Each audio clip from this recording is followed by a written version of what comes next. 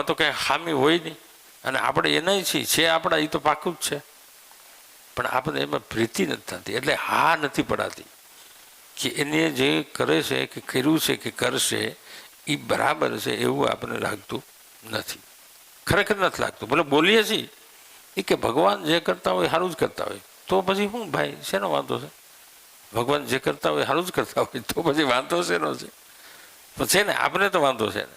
એટલે આવી આપણી અજ્ઞાનતા છે, અને એને આપણે સમજણ કહીએ છીએ, અથવા એને આપણે ભજન કહીએ છીએ, એને આપણે જે કહીએ, પણ એ સત્ય તો નથી.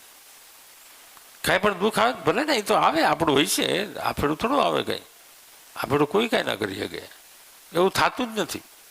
ભગવાનના સિદ્ધાંત પ્રમાણે તમે જોઈ શકો છો. તમે એવું તો કહો છો ને કે ભગવાન જે કરે એ બરાબર કરે, તો એનામાં સત્તા નહીં હોય કે કોઈ તમને દુઃખ આપી શકે, એમાં તેવડ નહીં હોય ભગવાનમાં. પણ આપણે ભગવાનના નથી, મૂળ વાત એ છે. એટલે એ શું કરે? આપણા છોકરાને કોઈક મારી જવું જોઈએ, પાસે ઊભો હોય મારી શકે નહીં ને?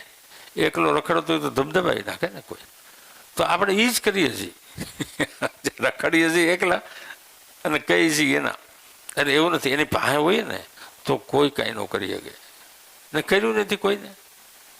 જો એનું ઉદાહરણ છે, આ દ્રૌપદીનું ઉદાહરણ છે, યાદ આવે એટલે બોલું. એને આ 5 પાંડવોનું બળ હતું પહેલાં, હજી ભરી સભામાં લઈ આવે છે તે. પછી ભીષ્મ પિતાનું એનું બળ હતું ને. પછી એને પોતે મહેનત કરી લીધી, પછી છેલ્લે એને દાંતમાં હાડી ભરાવી રાખી. પછી એમ થયું કે હવે આપણા હાથમાં કાંઈ છે નહીં. પછી કૃષ્ણ ભગવાનને યાદ કરે, અને પછી આવ્યા કે ન આવ્યા.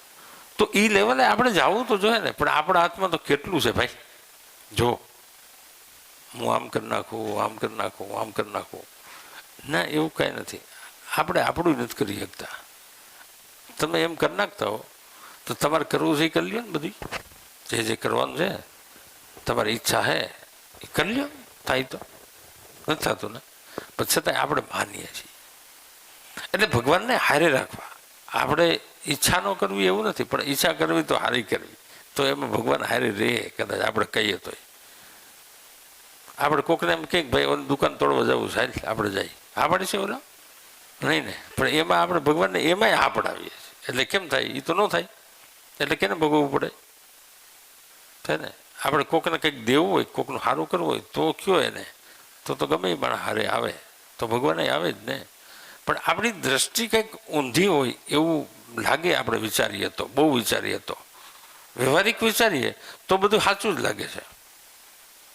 અને કદાચ સાચું હોય તો આપણે સુખી થઈ જઈએ. એટલે એવું નથી થતું. એટલે સાચું તો નહીં હોય, મને એમ લાગે છે. સાચું જોઈ આપણે કરીએ છીએ તો આપણે સુખી જોઈએ ને. કરીએ છીએ એમ તો મહેનત કરીએ જ છીએ, અને થઈ જ આવવું જોઈએ, પણ એવું થતું નથી. એટલે એ સત્ય નથી. એટલે મારું કહેવાનો મૂળ મુદ્દો છે કે સત્ય બાજુ આજ નહીં તો કાલે જવું તો પડશે, ગમે જ જવું પડે.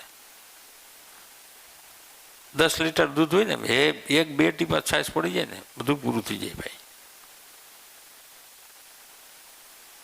દૂધ તો ના જ રહે કે રે નહીં. શું બને? દહીં બને. પછી જો આપણામાં સમજણ હોય તો એને છાશ બનાવીએ તો માળકા નીકળે એમાંથી. પછી એનાથી આગળ જો સમજણ હોય તો એમાંથી ઘી બને. પણ આ બધું કરવું આપણે પડે, કારણ કે આપણું છે ને, એટલે આપણે જ કરવું પડે. એમ આપણે પોતે છીએ તો આપણે પોતાનું કલ્યાણ કરવા માટે તો આપણે પોતે જ કરવું જોઈએ ને. બીજું તો કોઈ હાલશે નહીં. ને બીજું હાલતું હોય આ તો થોડો ઘણો લાભ મળે. જેમ દાખલા તરીકે એક ભાઈ એસટી નોકરી કરતો હોય તો ઘરના મફત મુસાફરી કરી શકે, પણ એકલા જવું હોય તો એના જ ના હાલે, તો એને પર ટિકિટ દેવી જ પડે. આવું થાય ને. એમ કોઈ ભક્ત થઈ જાય, કોઈ સંત થઈ જાય તો એના પરિવારને, એના લક્ષણોને લઈને, એના સ્વભાવને લઈને, એના કર્મોને લઈને પરિવારને ફાયદો થાય, એટલું થઈ શકે. પણ એનું જે કરવાનું છે એ તો એને જ કરવું પડે છે. આપણે એમ કહીએ ને, એક ભક્ત થઈ જાય, એક મહાન આત્મા બની જાય, એમાં પાછું બીજું કેવું છે, એક આપણે શું છે, જીવ છીએ. પછી એનાથી આગળ જાય તો કે આત્મા છે, એનાથી આગળ જાય તો શું છે તો કે મહાત્મા છે, એનાથી આગળ શું છે તો કે પરમાત્મા છે. હવે આપણે ક્યાં છીએ જોઈએ, આપણે છીએ એના જ કેના પરમાત્માના, એનો જ અંશ છે. આની અંદર જે રમણ કરે છે ને એનો જ અંશ છે. પણ આપણે ક્યાં છીએ? આપણે જીવભાવમાં છીએ.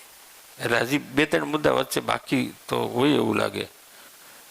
જીવભાવમાંથી આત્મભાવમાં જવું જોઈએ, પછી ભગવાનનું ભજન કરી અને મહાત્મા બનવું પડે. મહાત્મા બનીએ પછી પરમાત્માનું દર્શન થાય છે. છીએ એના જ.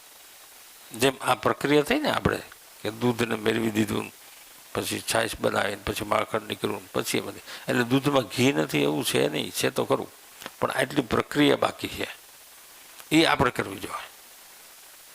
દૂધમાં ઘી તો છે તો જ નીકળતું હોય, પણ અત્યારે નહીં. આ પ્રક્રિયા કરવાની થાય તો એવું થાય કે આ માઇકનું સેટિંગ સારું થઈ ગયું કે નહીં ગોવિંદ બાપા? મજા આવે ને તમને? એટલે ભજન કરવું, મારું કહેવાનો મૂળ મતલબ એટલો હતો, જેમ કરો એમ કરો ને, બધું કરીને થવું છે ભગવાનનું, અને છીએ ભગવાનના જ. સમજતા જે હોય એ તો આપણી વાત છે, બાકી જે છે એ તો છે. એટલે મારું એવું કહેવું હતું કે દુઃખ તો મનુષ્યને આવશે જ. દુઃખ ભોગવવાનું જ ન હોય અને સુખ ભોગવવાનું જ ન હોય તો એને ભગવાન શરીર આપતા જ નથી, એની પાસે રાખે છે. એટલે શરીર કોઈ પણ મળ્યું છે એટલે ભોગવવું તો જોઈએ, નકર કેમ આમ જ નીકળાય? એટલે બધાથી શ્રેષ્ઠ મનુષ્ય જન્મ બતાવ્યો છે શાસ્ત્રમાં. એટલે મનુષ્યને બુદ્ધિ આપી છે કે બુદ્ધિની અંદર જો કોઈ સંતનો યોગ થાય અને બુદ્ધિની અંદર જો વિવેક આવે તો એ પરમાત્મા તરફ જઈ શકે છે. એક મનુષ્ય એક એટલે કે એક શરીર, આ મનુષ્યના શરીર. બાકી બધા જે શરીરો છે એને બુદ્ધિ નથી હોતી, એને કર્મ ભોગવવાના જ હોય છે, એને કરવાનું કંઈ થતું નથી.